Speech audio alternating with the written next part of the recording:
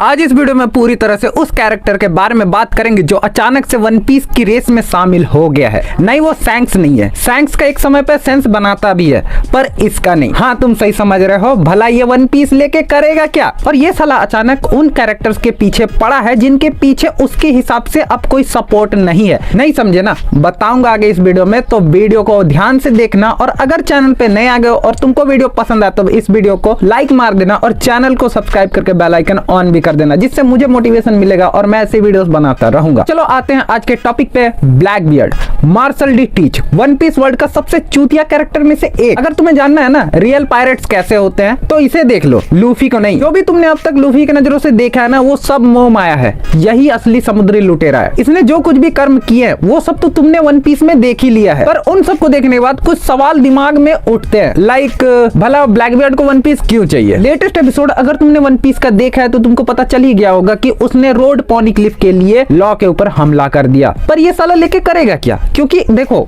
अगर पॉनीक्लिफ ले भी लेता है, उसको पढ़ने के लिए भी कोई चाहिए। उसके पास तो रॉबिन है नहीं। बताता हूँ, पहले ये जानो उसे वन पीस क्यों चाहिए, फिर आगे मैं पॉनीक्लिफ के बारे में बताऊंगा कि आखिर उसको रीड कौन करेगा। देखो यार, इन सब का जवाब मुझे लगता है ना, उसे भी रॉकस्टी ज़ेबेक की तरह ही किंग ऑफ द वर्ल्ड बनना है। बिकॉज वो रॉकस्टी ज़ेबेक के नक्शे कदमों पे काफी ज्यादा चलता है। But king of the world बनने के लिए भी उसे पूरे वर्ल्ड पे अपना इन्फ्लुएंस बनाना पड़ेगा। भले ही वो अभी एक योंको है, पर वो इतना ज्यादा भी उसका इन्फ्लुएंस नहीं है। उसके लेवल के कैरेक्टर्स हैं और उससे ज्यादा इन्फ्लुएंस रखने वाले भी कैरेक्टर्स एग्जिस्ट करते हैं, जिनसे वर्ल्ड गवर्नमेंट की तक फटती है। और अगर मान लो ब्लैक बियर्ड वन पीस खोज लेता है, तो वो नेक्स्ट पायरेट किंग बन जाएगा। और इससे बेस्ट ऑप्शन नहीं हो सकता पूरे वर्ल्ड को अपना दबदबा दिखाने का। पायरेट किंग बनने के बाद ब्लैक बियर्ड को पूरे वर्ल्ड के जितने भी पायरेट्स हैं वो सब उसको फॉलो करने लग जाएंगे। अब देखो यार, ब्लैक बियर्ड बहुत ही स्मार्ट कैरेक्टर है। वो शुरू से ही जानता था अगर वो शुरू में वन पीस पे इंटरेस्ट दिखाएगा तो भाई उसके पीछे वर्ल्ड गवर्नमेंट पड़ जाएगी और वो उसको वहीं रास्ते में दफना देगी। और इस बात से वर्ल्ड गवर्नमेंट को कोई फर्क नहीं पड़ता उसके पास व्हाइट बियर्ड का डेविल फ्रूट है या नहीं है। और ये बंदा ऐसा है ना, जहां पर इसको नुकसान होता हुआ दिखाई देता है वो वहां पर पहली फुर्सत में निकल जाता है। चाहे कुछ भी हो जाए, उसका फायदा होना चाहिए। एग्जाम्पल के तौर पे तुम मरीन फोर्ड ले सकते हो। अमेज़न लिली वाला जो कांड हाल ही में हुआ उसको ले सकते हो। मरीन फोर्ड में वो व्हाइट बियर्ड का डेविल फ्रूट ले चुका था, थोड़ा बहुत चौड़ दिखा रहा था भाई। सेनगोकू ने औकात दिखा दिया। बाद में जब सैंक्स आया, सैंक्स उससे जब लड़ना चाहता था वो वहां से निकल लिया, क्योंकि वो जानता था अगर वो भिड़ा भाई उसको काट कर टांग दिया जाएगा। ऐसे ही सब कोई गुस्से में। रहा बात अमेज़न लिली का, वहां पर वो बोआ का डेविल फ्रूट लेने गया था, लेकिन जब रेली आ गया तो वो वहां से निकल गया। और हाँ, उस एपिसोड के लास्ट में रेली ने एक बात कहा था कि वो अब बूढ़ा हो चुका है तो वो अभी वाले ब्लैक बियर्ड को नहीं हरा सकता। और ब्लैक बियर्ड ने रेली से क्यों नहीं फाइट किया, इसके पीछे के भी अलग रीजंस है और उस पर मैं अलग से वीडियो बना के बात करूंगा, जो कि तुमको बहुत जल्द देखने को मिलेगा। रहा बात वन पीस का, तो ये पहले से ही जानता था कि अगर ये पॉनीक्लिफ के लिए योंको से भिड़ेगा लाइक काइडो या बिग मॉम, तो इसका क्रू ही नहीं बचेगा। फाइट जीते या ना जीते वो अलग बात है, क्योंकि अगर इसने एक को हरा भी दिया तो अगला इसे ले डूबेगा। ऊपर से अगर ये गलती से भी वानो को नहीं चला जाता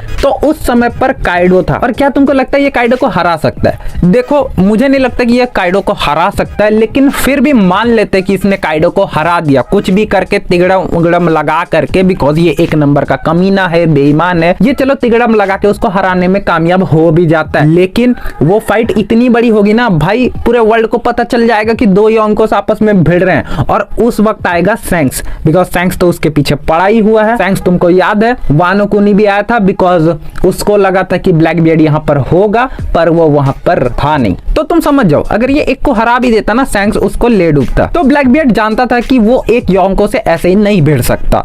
इससे अच्छा वो सिर्फ वेट करे किसी और का कि उसे हराने से वो मौके का फायदा उठा सकता है और उससे वो आराम से पॉनीक्लिफ छीन सकता है। और ब्लैक बियर्ड यही करता है, सही समय का फायदा उठाता है। रहा बात पॉनीक्लिफ रीड कैसे होगा, तो वो करेगी पुडिंग। लेटेस्ट एपिसोड में ही तुमने देख लिया होगा पुडिंग का साथ क्या हुआ। उसको आउकीजी एंड ये वैन ऑगर शायद नाम है इस स्नाइपर का, ये दोनों जाकर के पुडिंग को किडनैप करके ले आते हैं। वैसे बहुत सारे लोग भूल गए होंगे कि आखिर पुडिंग कैसे पॉनीक्लिफ रीड कर सकती है, तो ये बात कंफर्म खुद काइडो ने कहा था बिग मॉम को कि अगर पुडिंग का तीसरा आंख अवेकन हो गया तो वो पॉनीक्लिफ को रीड कर सकती है। ये वाला कन्वर्सेशन वानो कुनी में दिखाया गया था।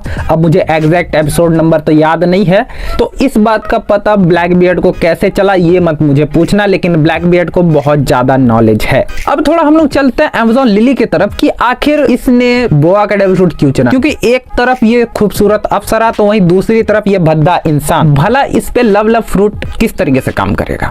अगर ब्लैकबियर्ड उसको लेने में कामयाब हो जाता है, क्या लोग इसकी खूबसूरती को देख के पत्थर बनेंगे? तो ऐसा नहीं है। बोआ का डेविल फ्रूट थोड़ा अलग टाइप से काम करता है। मैंने इसको बहुत पहले भी एक्सप्लेन किया था जब मांगा में आया था, चलो एक बार फिर से एक्सप्लेन कर देता हूँ। मान लो जिस बंदे ने उसको खाया है, उसको खाने के बाद जो भी उसे देखता है उसके दिमाग में जो पहला इमोशन आता है उस बेसिस पे काम करता है। एंड ये काम करता भाई ज्यादातर लोग कौन सा इमोशन लेकर के आते हैं, कौन सा फीलिंग जाहिर करते हैं। लाइक बोआ को देख के भाई सबके दिलों पे गिटार बजने लगता है, हर कोई उसको देख करके उसकी खूबसूरती के पीछे पागल हो जाता है, तो उसके दिमाग में भाई उसको देख के लस्टफुल फीलिंग जाग ही जाता है। वहीं दूसरी तरफ जो ब्लैकबियर्ड है उसको देख के भाई जो भी देखेगा ना उसके दिमाग में बस नफरत पैदा होगा। एंड अगर ज्यादातर लोगों ने 99.9 लोगों ने उसको देख के बस नफरत वाली फील पैदा की या गुस्सा वाला, तो फिर ब्लैकबियर्ड उन सबको भी पत्थर बना सकता है। सो बोआ का डेविल फ्रूट इस तरीके से काम करता है, भले ही उसका नाम ओडा ने लव फ्रूट रख दिया है।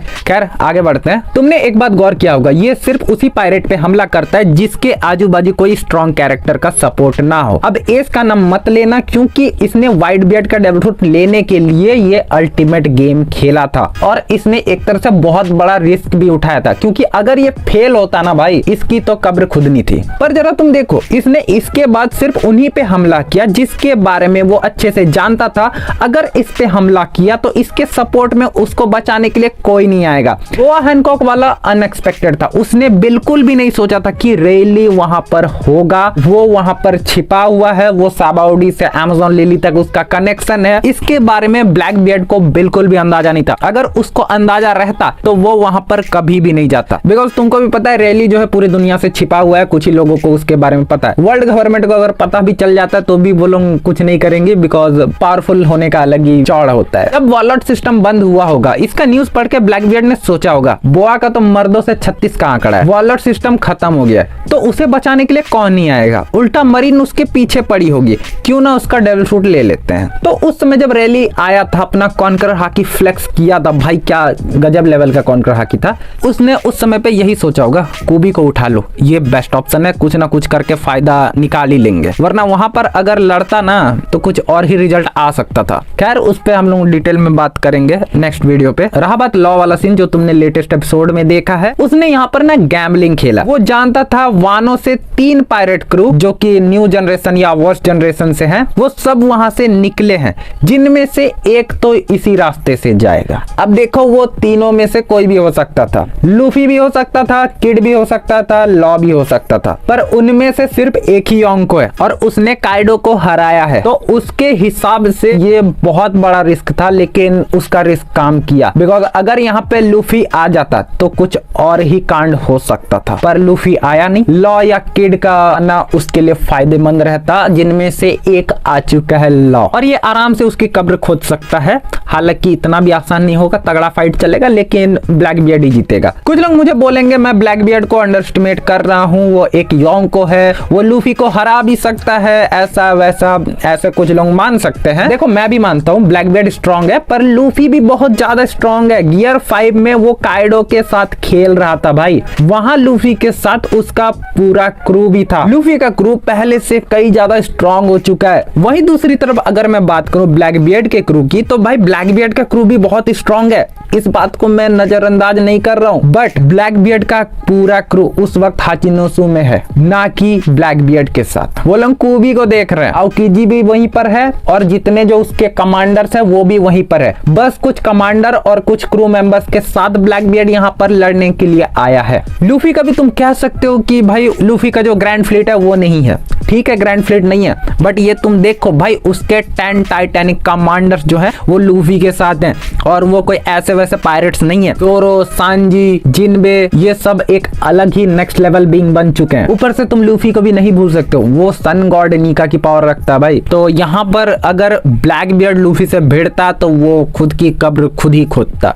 पर जो कुछ भी हो, वो अब लॉ को हराएगा, उसका पोनीक्लिफ लेगा, और उसके बाद जब वापस जाएगा तो मरीन से डील करने के लिए भी उसके पास बहुत बढ़िया चीज है, और वो भी जिस तरीके से धीरे धीरे अपने पावर को बढ़ाते जा रहा है वो आगे जाके एक बहुत बड़ा थ्रेट बनने वाला है। और मुझे ऐसा क्यों लग रहा है कि या तो सैंक्स लूफी मिलके हराएंगे या फिर कोबी एंड लूफी मिलके इसको हराने वाले हैं, क्योंकि ब्लैक बियर्ड ऐसे हैंडल नहीं होने वाला है। खैर तुम्हारा क्या मानना है इसको लेकर के मुझे कमेंट बॉक्स में राय देना मत भूलना। प्लस वीडियो पसंद आया तो इस वीडियो को लाइक मारना मत भूलना, चैनल पे नया आएगा तो इस चैनल को सब्सक्राइब करना मत भूलना, और हाँ बेल आइकन को भी